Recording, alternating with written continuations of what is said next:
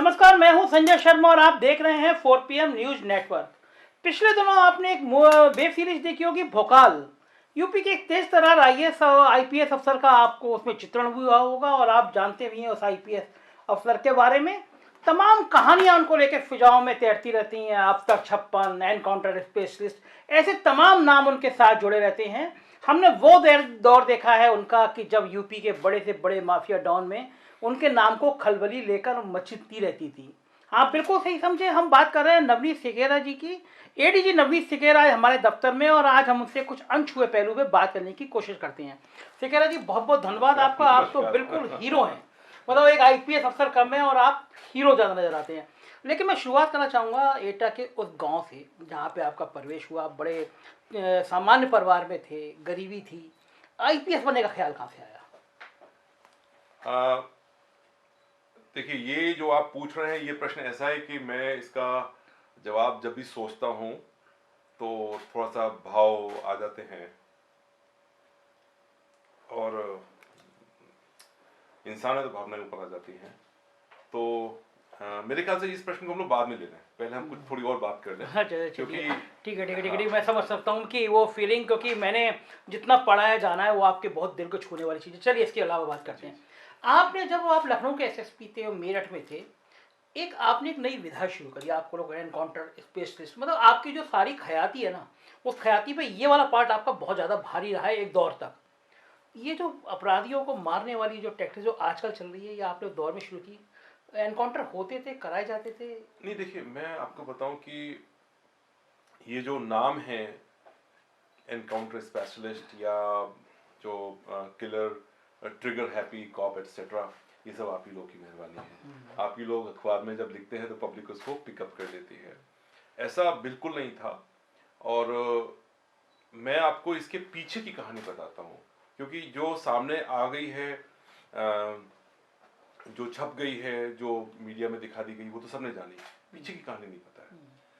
मैं आपको बताऊं, कोई भी क्रिमिनल जो वांटेड होता था, मैं उसके परिवारीजनों को कई कई बार अपने पास बुला के बिठा के चाय पिलाता था। कहता था कि भाई देखो, आप उसको सरेंडर करा दो, वो वांटेड है, त्राही त्राही मचा रहा है यहाँ पर, आप उसको सरेंडर करा दो, जेल में रहेगा, न्याय अपना हिसाब से आगे बढ़ेगा, ठीक है।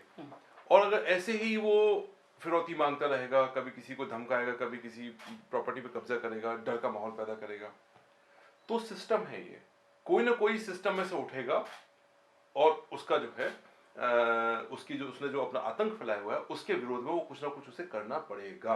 क्योंकि यही हमारी जिम्मेदारी है कि हम जनता को एक निर्भय राज दें जहां पे डर ना लगे। देखो, आप कोई भी काम करो, डर नहीं होना चाहिए उसमें। अगर किसी का डर है, डर हो तो वो न्याय का होना चाहिए। कानून का डर है तो अच्छी बात है। कानून के अलावा यदि कोई और डर है तो फिर वहां पे एसएसपी बना बैठा है तो उसका कोई मीनिंग नहीं है। भय सिर्फ कानून का होना। लेकिन आपने तो अपना भय क्रिएट कर दिया। मेरठ में दिन दहाड़े आपने कचहरी में आदमी मार दिया। नहीं, मैं आपको वही बताता हूँ, फिर से आपको वही बताता हूँ। ये सब कहानियां हैं और ये सब कहानियां किससे बनते चले जाते हैं। अब जैसे आपने मेरठ छेड़ दिया, पहले मैं वो बात पूरी कर दूं, फिर यहाँ मेरठ ही बताता हूँ कि उसमें ये था कि मैं उनको बुलाता था और कई कई बार आज भी कई क्रिमिनल्स ऐसे थे जिनका एनकाउंटर भी हुआ बाद में, उनके परिवार के साथ मेरे आज भी व्यक्तिगत संबंध बने हुए हैं। कारण यही था कि मैंने उनको हमेशा एक सही राह दिखाई। और बहुत से परिवार ऐसे थे जिन्होंने अपने लड़कों को, अपराधी की शुरुआती दौर में थे, कमरे में बंद कर लिया और फोन कर दिया, साहब आप आ जाओ। और हमारी टीम गई, उसको अरेस्ट करके जेल भेजा। आगे जो कार्रवाई हुई होगी वो जेल में हुई। डर रहे, मार ना दें आपके। हाँ, नहीं, तो उनसे कहा कि आप, मतलब जब आप वांटेड हैं, न्यायालय आप चाहता है कि न्यायालय में आप प्रस्तुत हो, तो फिर आपको न्यायालय में प्रस्तुत होना होगा। That is one thing. दूसरी बात, आपने ये बात अच्छी उठाई कि कचहरी में आपने मार दिया। अब आप एक बात बताइए, लोग आरोप लगाते हैं कि साहब सिकेरा साहब ने कचहरी में एनकाउंटर प्लान कर दिया। आप बताइए, मैं कहीं से भी आपको, मैं इतना बेवकूफ नजर आता हूँ कचहरी में फायरिंग करूंगा? कचहरी जहाँ पे 10,000 आदमी होता है। आप इतने हीरो है ना, लोग आपको कहानी असली बताते हैं, आप कुछ भी कर सकते हैं। आप सुनिए ना, जहाँ पे 10,000 आदमी रोज हो, वहां पे अगर फायरिंग होगी, जो बुलेट निकलती है ना, तो पूछती नहीं कि भाई साहब आप कौन हो, आप कौन हो, ठीक है, और वो भी गैंगस्टर। आमने सामने की फायरिंग में कितने लोग मरेंगे, आपको अंदाजा है? आई थिंक मेरा ये जवाब पर्याप्त है। जो लेकिन वो टीवी में फुटेज आई थी, आप भी पूरा प्रूफ जैकेट पहने नहीं, वो नहीं, कचहरी वो में गोली घटना आप गोली घटना गोली घटना चला वो घटना वहां पे गैंग वॉर हुआ था। और मेरे घर के बिल्कुल पास थी कचहरी। तो पास इन द सेंस कि मुश्किल से 2 मिनट का रास्ता था मेरे घर से और वहां का। तो जब मैंने घटना सुनी वायरलेस सेट पे, तो मैं घर पे ही था उस वक्त, सादे कपड़ों में था, मुझे अभी भी याद है। तो मैं तुरंत निकल के भागा था और रास्ते में जो मेरी बीपी पड़ी थी वो भी पहन ली थी, क्योंकि फायरिंग उस वक्त हो रही थी, मतलब उस वक्त लाइव फायरिंग हो रही थी, तो मैं मौके पे पहुंच गया था।